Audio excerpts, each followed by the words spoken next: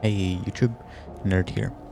Today we're going to talk about the updates and upgrades of our Corpsewade build.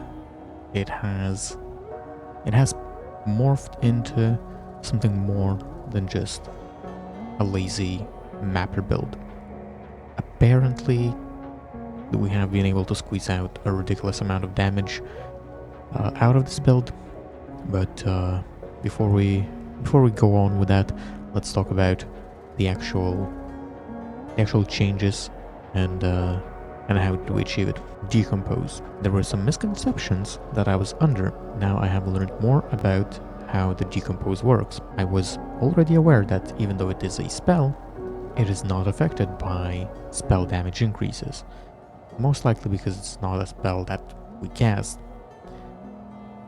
But I did have the misconception that the increased chaos damage would not really do anything, and because it says it poisons enemies as though dealing 38% of corpse's maximum life as chaos damage, I did not think we could scale the chaos damage of the initial poison cloud itself.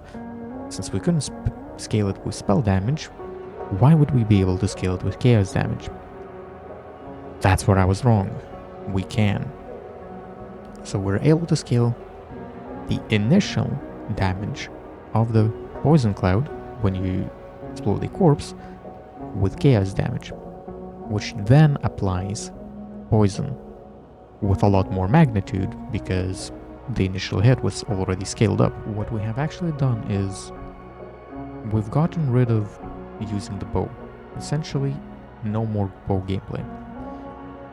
I have Quill Rain here. You can literally use any bow whatsoever because bow is only used to apply wine arrows, and wine arrows don't really care about your damage. Wine arrow fires those those plants that land. They attach to an enemy, and that's all good. Poisoning the plant causes it to deal additional chaos damage per second equal to 110% of poison damage per second.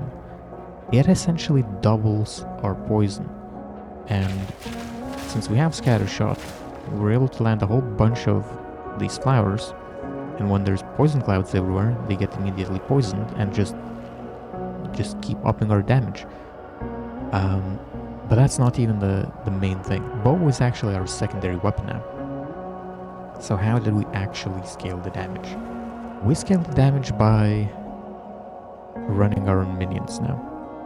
I think we already ran some in our previous build, but now we're really embracing the summon minions, make them explode, get some enemies on the edge of the poison, and start a massive chain explosions.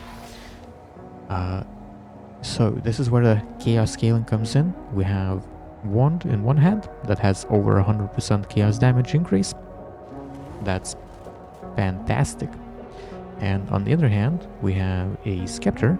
It can be whatever scepter you want. It doesn't have to be rattling scepter. I don't mind having 2 extra minions to explode, in case I really need bigger coverage.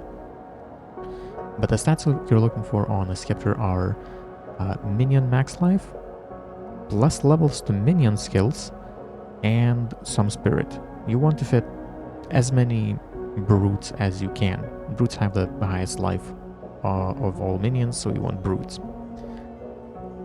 We also have a helmet, an evasion helmet, with +2 levels of all minion skills. I bought that really cheap for like 10 exalts. I think no one really... Who uses an evasion helmet with minion levels? That's not normal. Apparently, I want that. This build wants that. We have also changed our body armor. I literally just changed that earlier this morning. We need to get like a way better body armor, but we can go pure energy shield. Now we're going pure energy shield. We're running Grim Feast. We're doubling up our life pool essentially.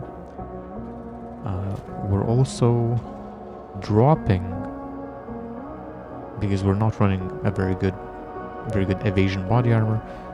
We're dropping acrobatics, and oh boy, excuse me. We're also dropping bestial skin, because obviously we don't have evasion rating on our body armor. If you're running evasion and energy shield body armor, or if you're sticking with energy shield, or if you're sticking with evasion rating, then do keep this node, but I'm most likely just going to refund these. I do need the dexterity to keep my wine arrow. Do I need a high level wine arrow? I probably don't. Either way, we can refund these. The point being that with a random ass bow, I no longer have such high dexterity requirements.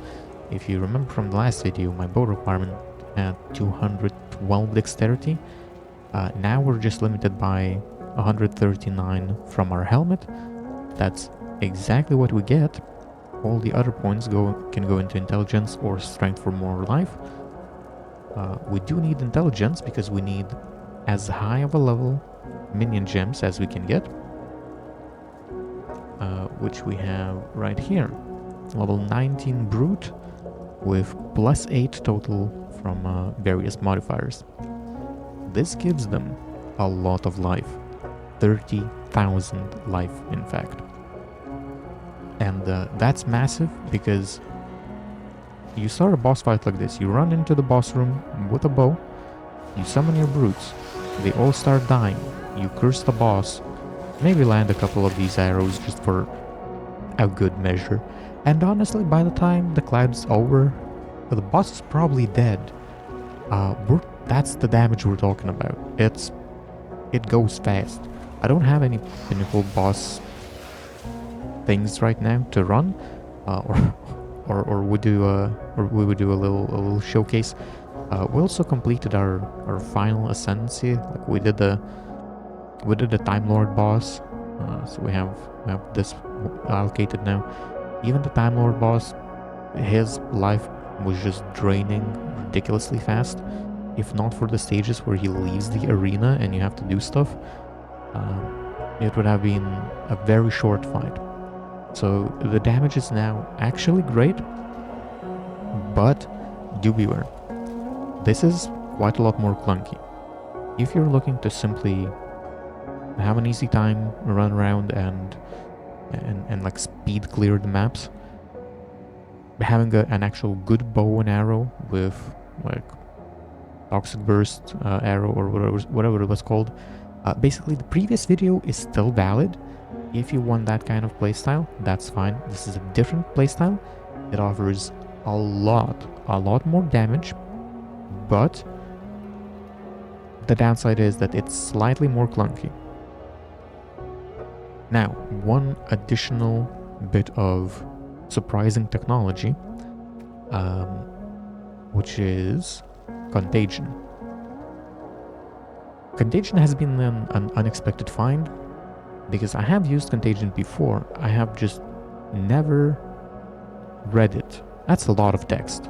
Let's be real, that's a lot of text. Who's got time to read all of that? It does say though, if the enemy dies while affected by Contagion, it and all other chaos damage over time debuffs spread to nearby enemies and refresh their durations. That includes our poison. That means that you can actually start a fight by casting Contagion on something. Your minions go up to them, explode them, and now not only is the poison cloud spreading, but Contagion is spreading, usually clearing like a screen or two. It's amazing. Now the clunkiness does come from the fact that you don't really have, if your minions are down, you don't have any reliable way to kill the first enemy to start the chain. We don't have enough spell damage for Essence Drain to really do anything, and